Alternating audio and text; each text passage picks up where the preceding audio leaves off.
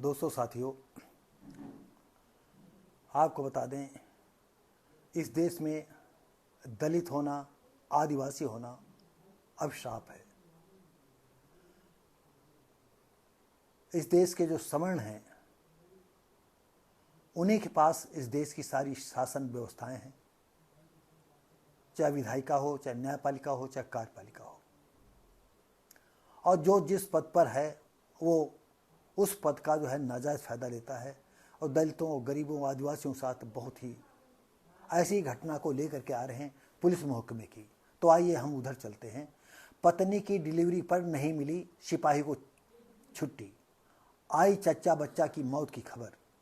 विभागीय संवेदनहीनता, 1 माह में 4 बार किया था छुट्टी के लिए आवेदन, नहीं हुई कोई सुनवाई। रामपुरा जालौन, गर्भधारण का 9वां महीना, इन भावुक पलों में उसे पति का साथ चाहिए था।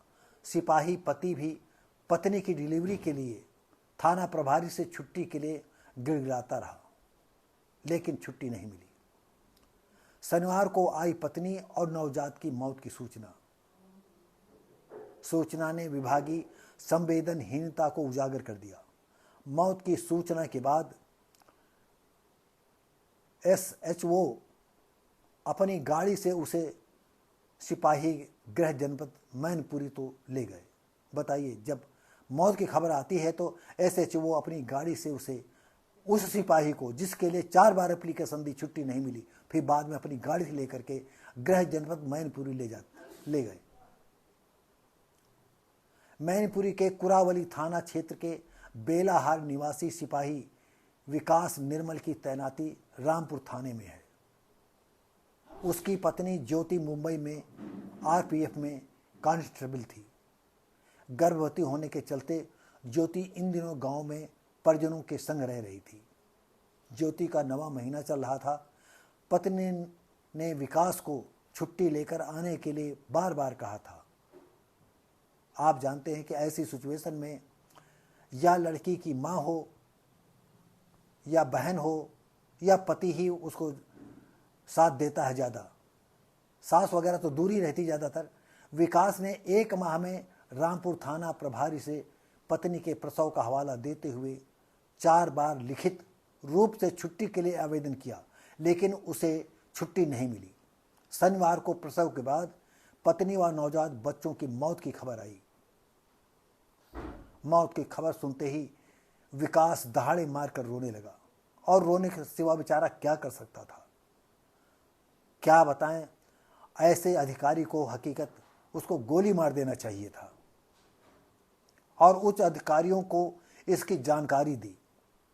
जांच में दोषी मिले थाना प्रभारी तो होगी कार्रवाई। अरे जांच का वो तो खुल्ला है, उसमें जांच में क्या मिले? ये तमाशा करते हैं आप सब लोग, जितने उच्च वर्ग के लोग हैं। जांच में पाया गया कि सिपाही ने छुट्टी के लिए थाना प्रभारी अर्जुन सिंह को आवेदन दिया, लेकिन थाना प्रभारी ने उसके प्रार्थना पत्र को अग्रसारित नहीं किया। ASP असीम चौधरी का कहना है कि पूरे मामले की जानकारी के बाद थाना प्रभारी को दोषी पाया गया है। जांच भी थोड़ी कर ली और आरोपी भी है। विभाग की कार्यवाही की जाएगी। वैसे ही विकास बीच में 25 दिन की छुट्टी ले चुका था। अरे 25 दिन की छुट्टी ले चुका था तो तुम्हारे बाप की छुट्टियां थी, क्यों छुट्टी दी थी? यह सब जो है श्रवणकार और दलित की कहानी चलती है, और दलित कभी इकट्ठा नहीं होते हैं। ऐसे अधिकारियों को, जिस पर जितना जुल्म होता है, कम से कम उस अधिकारी को तो मार डालना चाहिए। हमको इसका डर नहीं कि ऐसे मामले में जो है हम पर कौन सी दफा लगेगी। सबसे अपराधी तो दलित समाज के लोग हैं, जो कभी एक दूसरे के पास मिलते बैठते नहीं हैं। और सवर्ण तुमको हर तरह से बर्बाद करने के चक्कर में, जो जहां पर बैठा हुआ है, हर तरह से दलित समाज को बर्बाद करने के लिए जो है उसकी रणनीति बनाई करती है। ना तुमको खाना अच्छा खाते देख सकते हैं, ना अच्छा पहनते देख सकते हैं, ना अच्छी चाल चलन, ना अच्छा स्वास्थ्य देख सकते हैं। अगर एक एक पैसा जोड़ करके आपने एक झोपड़ी बनवा ली तो झोपड़ी को यही सोचा करते कैसे इसकी झोपड़ी जल जाए। खेत खलिहान है तो कैसे ये लोग सोचा करते हैं कि इसके खेत खलिहान को कैसे हम मिट्टी मिला दे, कैसे हम इसको खरीद ले। और सबसे ज्यादा आपको बता दें, इस बीजेपी के शासन में ये बहुत भयंकर हो रहा खेल, जहां बीजेपी को तुष्टीकरण के खिलाफ बोलते हैं, उनके पक्ष में बोला करते हैं, कांग्रेस और सपा और बसपा के खिलाफ बोलते हैं, वहां यह भी कटु सत्य है कि बीजेपी के शासन में दलितों पर जितने जुल्म हो रहे हैं उसका कोई पेपर वाले जितने हैं ये सब हाई कास्ट के लोग हैं। जितने भी पेपर इस देश में चल रहे हैं सब हाई कास्टों के, ये ऐसी न्यूज निकालते ही नहीं है। वो तो गनीमत है, एक सोशल मीडिया है जिसकी वजह से एक दूसरे की खबरें हम लोग ढूंढ लेते हैं, मिल जाती हैं। नहीं पड़ोस में मर जाए इसकी कहीं इनको खबर नहीं।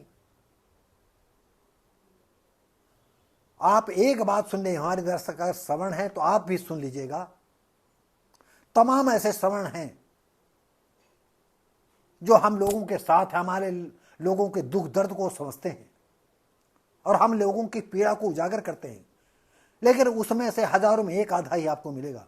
नहीं, सबकी भावनाएं एक ही तरह की हैं, कोई कम है कोई ज्यादा है।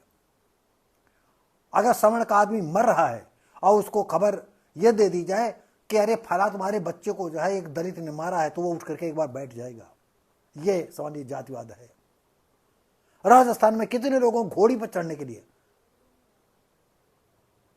और सब लोग संगठित हो और एक बार सब लोग मिल करके इस हिंदू धर्म को त्याग दो।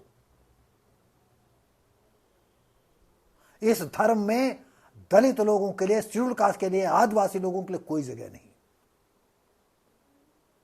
और बैकवर्ड की तो ढबली ही अलग होती है। वो भी शूद्र है, तुम भी शूद्र हो, लेकिन बैकवर्ड उसके पास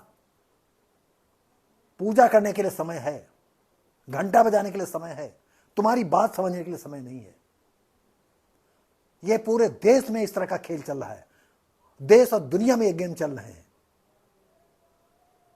सारी व्यवस्थाएं, सारी विधायिका, न्यायपालिका, कार्यपालिका, सब तुम ही लोग तो बैठे हो। और किसी मिल जाता है तो जहां जाओ सरकारी पंडित है। कौन सा ऐसा विभाग है जिसमें हमारे समाज के लोग पर्याप्त मात्रा में उनको आरक्षण से सीटें मिली हैं? सिर्फ टट्टी उठाने वाला, झाड़ू लगाने वाले में है, और झाड़ू लगाने वाले में भी जो है सवर्ण घुस गए, बैकवर्ड के लोग घुस गए, वो नहीं काम करते। हमारे समाज के लोगों का गांव में जाएंगे, भैया हो तुम बैठे रहते हो गांव में, इतना काम कर दिया करो, इतना पैसा देंगे, और साले दिन भर वो बैठे रहेंगे कमीने, और उनके कहने से झाड़ू लगा देंगे, सफाई कर देंगे, कभी वाहवाही कर देंगे उनकी। क्या बताएं, किसमें क्या कहें। और मायावती अब वो आयरन लेडी हो गई हैं।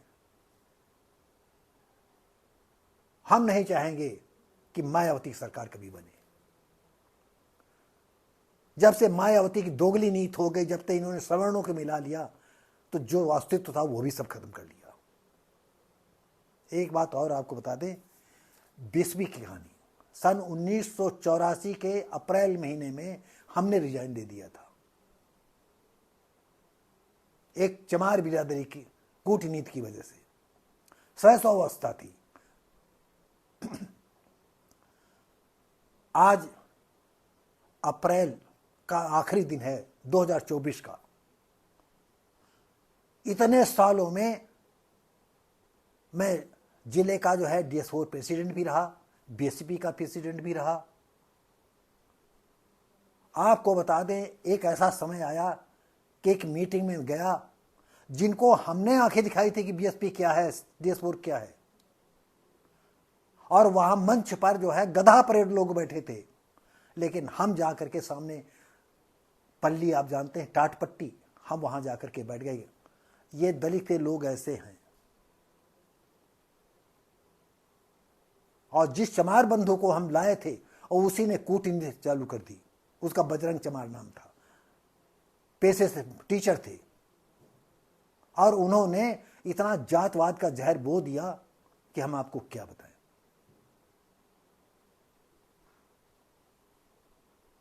तो जो हमारे सवर्णों की सोच वो हमारे चमार भाइयों की सोच, कोई परिवर्तन नहीं होता है। तो दोस्तों साथियों, बताइए कि उस आदमी पर क्या गुजरी होगी।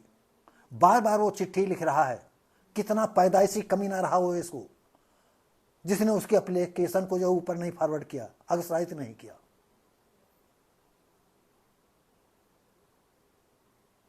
क्या कहें आपको। ये देश में दलित और आदिवासी के लिए रहने का मतलब अभिशापित है यहां इस धरती पर रहने के लिए। और ये धर्म जो है, हिंदू धर्म जो है, ये अभिशाप है, समझ लीजिए, दलित और शूद्र सबके लिए। कब छोड़ोगे इसको। अरे ये ठाकुर पंडित है, अपना धर्म लेकर के चांटे उड़ाए बिछाएं, ये नहीं सुधरेंगे। सुधरेंगे सिर्फ तुम पदयात्रा करो, तुम घंटा हिलाओ, ना पढ़ो ना लिखो, मस्त रहो, खाओ न पियो, मस्त रहो, ये इनका ये उद्देश्य है। और तुम वही कर रहे हो, उनके शासन व्यवस्था को और मजबूत कर रहे हो। एक हंसता खेलते उसकी पत्नी मर गई बेचारे की। कई ऐसी घटनाएं हैं और हर विभाग में यही हो रहा है। क्या कहें। एक खूनी क्रांति की आवश्यकता है, जन जन तक की। ऐसे लोगों को ढूंढ ढूंढ करके जो है इनको जिंदा भून देना चाहिए। लेकिन तुम कभी इकट्ठा हो नहीं पाओगे, तो भूनने का तो सपना, तुम खुद भून दिए जाओगे। तुम्हारी बहुत मोटी चमड़ी हो गई है, हम दलितों से कहते हैं, बहुत मोटी चमड़ी तुम्हारी है। इस पे जब सुबह से शाम तक और दूसरे दिन तीसरे हफ्तों तक जूता नालदार जो तुम्हें कीड़े नहीं लगते उनसे जब मारा जाएगा, तब तुम्हारी आंखें खुलेंगी। ऐसे नहीं तुम्हारी आंखें खुलेंगी। तो दोस्तों साथियों, क्या कहें आपको। ये धर्म हकीकत है। हमने आपको बताया नहीं कि सन 80 में मैं भी धर्म परिवर्तन करना चाहता था। उसी वही पल था, मैं अनवार अहमद का उन्नाव के जो एमएलसी बाद में रहे हैं, स्वास्थ्य मंत्री भी रहे हैं, हमने देखा कि इस्लाम क्या है। मैं बच गया, नहीं मैं धर्म परिवर्तन करके मुसलमान बन जाता। और इसीलिए बीच बीच में जो है जितने भी सपा है, बसपा है, कांग्रेस है, इनकी तुष्टीकरण के खिलाफ बोलते हैं और बीजेपी के पक्ष में बोलते हैं। हकीकत